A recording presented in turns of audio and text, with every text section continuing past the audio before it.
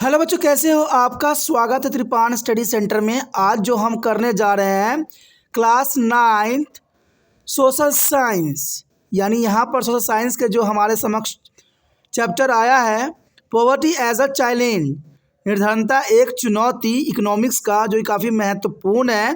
इसमें हम कुछ क्वेश्चनों को जो है विस्तार पूर्वक चर्चा करेंगे और हर एक पहलू पर जो है विचार करेंगे। और यहाँ कुछ ही क्वेश्चन होंगे जो हिंदी इंग्लिश दोनों ही माध्यम में आपको समझाया जाएगा। और ये एग्ज़ाम व्यू से जो ये क्वेश्चन रहेंगे काफ़ी महत्वपूर्ण रहेंगे और सबसे बड़ी बात है कि ये पॉइंट व्यू पे रहेंगे, तो ये आपके लिए काफ़ी महत्वपूर्ण बन जाता है।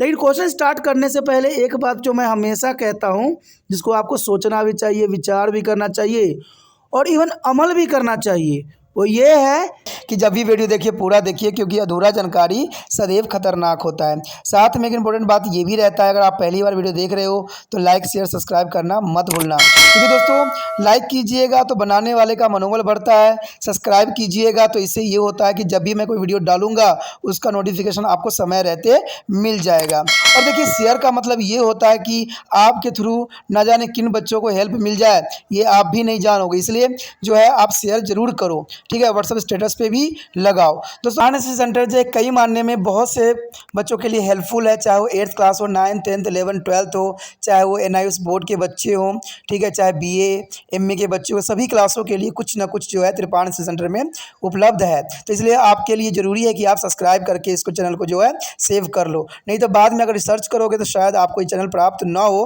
तो इसलिए सोचना नहीं, विचार नहीं करना है, सब्सक्राइब करके जो है अपने पास सेव करना है। दोस्तों ये तो बात था आपके लिए, लेकिन अब देखते हैं हमारा आज टॉपिक क्या है।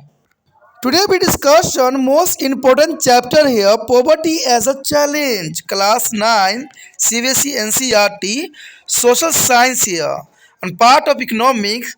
And the last question arrive here, that is the most important here. How did the problem of poverty become the future of their urban sector? That's important here. How did the problem of poverty become the future of urban sector? Let's explain here. That's important. The futures of their urban sector here. Problem faced by the poverty in a urban sector. That's important here. You know that is important.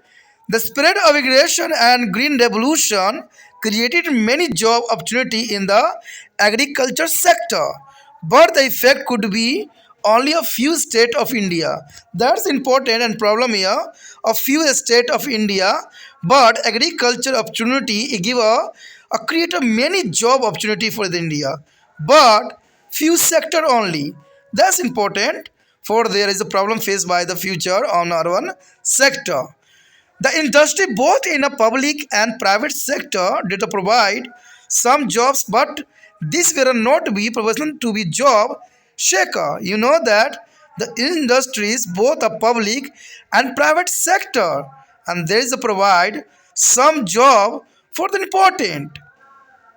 And unable to find proper job in a city, many people start to working domestical servant, etc. You know that is a find the proper job in a city, but many people is the struggle here and started to working domestical servant here. You know that with a regular small income, these people start to living in a slum on the outskirts of the city. That's important. Irregular small income, these peoples are start to living in a slum on the outskirts of the city. Thus, the problem of poverty, largely in rural phenomena, also become the future of the urban sector. You know that is true. There is the many problems faced by the future urban sector here, because a big city or many types of slum area here. Mumbai also there is the large area of slum. That's important. The urban sector a meaning face of the here a future in a slum area. यहाँ पर जो हम chapter कर रहे हैं काफ़ी महत्वपूर्ण है। निर्धनता एक चुनौती, क्लास 9वीं, यहाँ पर सीबीएसई एनसीईआरटी के अंतर्गत सामाजिक विज्ञान का जो इकोनॉमिक्स का पार्ट आया है, और हमारे समक्ष जो आखिरी क्वेश्चन आया है, काफ़ी महत्वपूर्ण है। हमारा क्वेश्चन है कि गरीबी की समस्या शहरी क्षेत्र की विशेषता कैसे बन गई है। इसका हमने व्याख्या करना है। यानी गरीबी की समस्या शहरी क्षेत्र की विशेषता बन गई है। आपको मैं बता दूं कि भारत में जितने भी बड़े शहर हैं वहाँ पर बड़े ही बड़े गरीबी में निवास करने वाले झुग्गी झोपड़ियाँ बनी हुई है और ये भारत की सबसे बड़ी समस्या है। देखा जाए तो इसको बड़े से बड़े मंत्री लोग भी सलूशन करने में कामयाब नहीं हुए हैं। बेशक सरकार की तरफ से बहुत से कदम उठाए गए हैं, लेकिन एक कॉलोनी को ये तोड़ते हैं तो दूसरा कॉलोनी ऑटोमेटिक बन जाता है और जिसके कारण भारत कभी भी जो है गरीबी रेखा से नीचे उभर नहीं सकता है। और ये देखा जाए, मैं आपको एग्जाम्पल भी बता सकता हूँ कि मुंबई इतना विकसित शहर है, लेकिन देखा जाए तो यहाँ पर सबसे बड़ा गरीबी रेखा की कॉलोनी यहाँ पर दिख जाएगा। यानी स्लम एरिया मुंबई में सबसे बड़ा दिखेगा। तो ये भारत की सबसे बड़ी समस्या है। और देखा जाए तो गरीबी की समस्या शहरी क्षेत्रों की मेन विशेषता है और इसका कारण कहीं ना कहीं मैं दोषी सरकार को ही मानता हूँ। कारण क्या होता है, सरकार जो है गांव के क्षेत्र में फैक्ट्रियां नहीं लगाती है और जो गांव में निवास करने वाले लोगों को जो है प्रॉपर जॉब नहीं मिल पाता है, तो ये लोग जो है शहरों की तरफ पलायन कर जाते हैं और शहरों में इतने अधिक किराया होने के कारण ये कहीं ना कहीं झुग्गी झोपड़ी बना लेते हैं।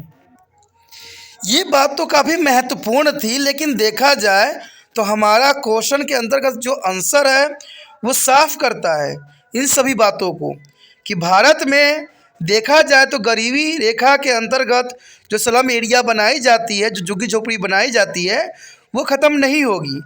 और देखा जाए यहाँ पर पॉइंटों के अंतर्गत तो सिंचाई के प्रसार और हरित क्रांति ने कृषि क्षेत्र में रोजगार के कई अवसर पैदा किए हैं, लेकिन इसका असर भारत के कुछ ही राज्यों में देखने को मिला है। ये बात सत्य है कि सिंचाई के प्रसार और हरित क्रांति के विकास ने कृषि में बहुत ही बड़ा जो है अवसर पैदा किया है, लेकिन ये हर एक क्षेत्र में नहीं है, ये कुछ ही इक्का दुक्का क्षेत्र में है। और देखा जाए जहाँ पर हरित क्रांति ने अपनी चरम सीमा पहुँचाई है वहाँ पर अब देखा जाए तो अर्बनाइजेशन हो रहा है।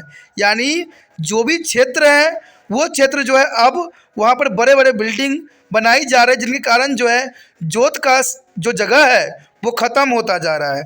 तो जनरल सी बात है, इन कारणों से जो है गरीबी की समस्या दिन प्रतिदिन जो है शहरी क्षेत्रों में बढ़ेगा और यही विशेषता शहरी क्षेत्रों का भी रहता है। सार्वजनिक और निजी क्षेत्रों के उद्योगों में कुछ नौकरियां प्रदान की गई है, लेकिन ये नौकरियां चाहने वाले के अनुपात में नहीं थी। यानी देखा जाए तो सरकार हर बार ये लोगों से वादा करती है कि हम रोजगार के बहुत से अवसर निकालेंगे, लेकिन देखा जाए तो ये सरकार की सिर्फ खोखली बातें ही रहती है। कहते हैं कुछ व्यक्तियों को रोजगार दे देते हैं, उसके बाद ये ठप हो जाते हैं क्योंकि इनके पास रोजगार करने का साधन ही नहीं है, क्योंकि इनका नीतियाँ ही कहते हैं धड़ल्ले रह जाती है। इनकी नीतियाँ जो है आगे बढ़ने वालों में से नहीं होता है, क्योंकि अगर सरकार कुटीर उद्योगों को प्रोत्साहित करे तो जनरल सी बात है हमारे देश में बेरोजगारी की समस्या घटेगी। लेकिन सरकार जो है इंडस्ट्रियलाइजेशन पे विश्वास करती है, विदेशों से कंपनियों को भारत में बुलाती है, इस पे विश्वास करती है और भारत के ज़मीनों को जो है विदेशियों के नाम कर देती है। तो यही जो नीति है जो है अंग्रेज़ों को भी यहाँ पर भारत में बढ़ावा देने के लिए प्रोत्साहित किया और आज भारत सरकार भी इसी तरह की नीतियों का अनुसरण कर रही है। तो आप समझ सकते हो फिर से जो होगा 250 सालों की गुलामी हमें इंतज़ार आगे कर रहा है, क्योंकि सब दशाएं हमें ये बात बताती है।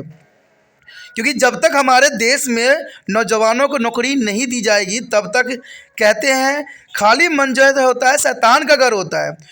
इसी कारण से हमारे देश में आए दिन दंगे फसाद होते रहते हैं और ये बड़े बड़े मंत्री लोग जो है इन नौजवानों को बरगलाते रहते हैं और इनसे जो है भारत को में आग लगवाते रहते हैं, जो कभी भी सत्य नहीं है और सही नहीं है। शहरों में उचित नौकरियां न मिल पाने के कारण बहुत से लोग घरेलू नौकरी आदि काम करने लग गए हैं। अब जनरल सी बात है, शहरों में उचित नौकरियां नहीं मिलेंगे तो ये लोग जो हैं गलत रास्ते अपनाने लग जाते हैं या घरेलू जो है नौकर बन के अपना जीवन यापन करने लग जाते हैं, जिनके कारण ना जाने कितने तरह के अपराध सामने आते हैं। कहते हैं अनियमित छोटी आय के साथ ये लोग शहरों के बाहरी इलाकों में झुग्गी में रहने लग जाते हैं। अब देखिए शहरों में जो होता है कोई किराए पे रहना संभव नहीं होता इन लोगों के लिए, और ये लोग गाँव से जो होते हैं शहरों में पलायन करते हैं, छोटे मोटे काम धंधा या दुकानों में काम करते हैं। इनके पास इतने पैसे नहीं होते कि किसी भी क्षेत्र में किराया पे रह ले, इसलिए झुग्गी झोपड़ी जो है शहर के आसपास बना के रोडों के किनारे अपना जीवन यापन करते रहते हैं।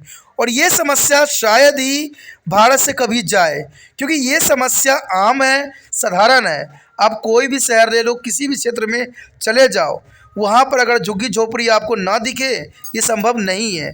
और इन सभी क्षेत्रों की जो है यही मेन विशेषता है कि इन क्षेत्रों में झुग्गी झोपड़ी जो है हर समक्ष रहती है, क्योंकि ये लोग अमीर छोटे आय के साथ अपने जीवन यापन करते हैं, इसलिए बाहरी इलाकों में झुग्गी झोपड़ियाँ में ही अपना जीवन यापन करते हैं। इस प्रकार गरीबी की समस्या मुख्य एक ग्रामीण घटना और शहरी क्षेत्र की विशेषता बन गई है। तो दोस्तों ये बात काफ़ी महत्वपूर्ण है कि यहाँ पर देखिए सबसे बड़ी जो है गरीबी की समस्या शहरी क्षेत्र की विशेषता बनने का कारण कहीं ना कहीं ये सारी बातें ही हैं। कहते हैं अगर सरकार गाँव में जो है उद्योग लगा दे, बड़े बड़े फैक्ट्रियाँ खोल दे, तो ये लोग शहरों की तरफ पलायन नहीं करेंगे। गांव में सारी व्यवस्था हो जाएगी तो लोग अपने कृषि पे भी ध्यान देंगे। दूसरी बात है सरकार ने जो अर्बनाइजेशन की जो नीतियां अपनाई है वो बहुत ही बुरी और ख़तरनाक है, क्योंकि इसके कारण क्या हो रहा है कि जिसमें फसल उगाई जाती थी वो ज़मीनों में आज बड़े बड़े बिल्डिंग तैयार किए जा रहे हैं, और देखा जाए तो शहरों के निकट सारे ज़मीनों को बेच दिया गया है, जो आने वाला समय में भारत के लिए बहुत बड़ी समस्या खड़ी कर सकती है। और देखा जाए जो क्षेत्र उपजाऊ है उनको वो बेच रहे हैं और वहाँ पर बड़े बड़े जो है फैक्ट्री लगा रहे हैं, या तो वहाँ पर मकानें बनाई जा रही है। तो ये भी एक बहुत बड़ी समस्या बनेगी, और समस्या बनेगी भी तो क्यों नहीं बनेगी। ये लोग जो होते हैं गांव से शहरों में पलायन करते हैं, इनको तो किराए पर रहना संभव नहीं होता है, तो ये लोग सोचते हैं कि कहीं ना कहीं ज़मीन ले लिया जाए या कहीं ना कहीं किराए पर ले लिया जाए। तो मालिक लोग भी सोचते हैं, जो जिनके पास ज़मीन होता है वो सोचते हैं कि जब कृषि करने में हमें तो लाभ होती नहीं है, तो बड़े बड़े बिल्डिंग बना के जो है उनको किराया पर दे देती है। तो कई समस्याएं हैं जिनके कारण भारत में जो है इस तरह की समस्या देखने को आम हो गई है। बड़े बड़े शहरों के निकट जो है वहाँ पर झुग्गी झोपड़ियाँ होना एक आज के समय में एक विशेषता बन गई है। सारे देश में जितने भी कहते हैं बड़े बड़े लोग होते हैं, मंत्री सब होते हैं, जितने भी सब इस बात को वादा करते हैं कि हम यहाँ से झुग्गी झोपड़ी हटाएंगे, यहाँ पर सुचारू रूप से जो है मकान बनाएंगे, लेकिन किसी की बात आज तक तो सत्य नहीं हुआ है और न ही भविष्य में होने वाली है। जब तक भारत से गरीबी खत्म नहीं होगी इन समस्याओं का समाधान होना कभी भी संभव नहीं है। तो इसी के साथ हमारा ये टॉपिक ख़त्म हो जाता है और ये चैप्टर भी ख़त्म हो जाता है, क्योंकि आपको त्रिपाण सेंटर ने वादा किया था सिर्फ 12 क्वेश्चन ही महत्वपूर्ण रखी जाएगी। तो इसी जो है बातों पर यहाँ पर त्रिपाण सेंटर ने खरा उतरा है और इसको सिर्फ 12 क्वेश्चन को ही महत्वपूर्ण बनाया है। जो एग्ज़ाम व्यू से भी महत्वपूर्ण रहेगा, क्वेश्चन बेशकली बदल दिया जाएगा लेकिन आंसर यही रहेगा। याद कीजिए, क्वेश्चन को भी समझिए, यही आपका उद्देश्य होना चाहिए, ठीक है। और एक और उद्देश्य जो आपको लेके चलना है, त्रिपाण सेंटर को आगे बढ़ाना है, और बढ़ाने के लिए कुछ नहीं करना है, यूट्यूब से लिंक को कॉपी करना है और व्हाट्सएप स्टेटस पर लगा देना है। पहली बार मेरे चैनल पे आए हो, पहली बार वीडियो देख रहे हो, समझ में आ रहा है, अच्छा लग रहा है, चाहते हो कि और भी वीडियो आपको समय रहते मिलता रहे, तो जर्नल सी बात है दोस्तों, चैनल सब्सक्राइब कर लीजिए। सब्सक्राइब कीजिएगा तभी जो है आपको आने वाला समय में हर एक वीडियो आपको प्राप्त होगा। और ये वीडियो काफ़ी महत्वपूर्ण रहेगा क्योंकि ये 8 से लेकर MA तक के बच्चों के लिए काफ़ी महत्वपूर्ण है। तो सोचिए नहीं, विचार न कीजिए, अभी त्रिपाण स्टडी सेंटर को सब्सक्राइब करके अपने मोबाइल में सेव कीजिए।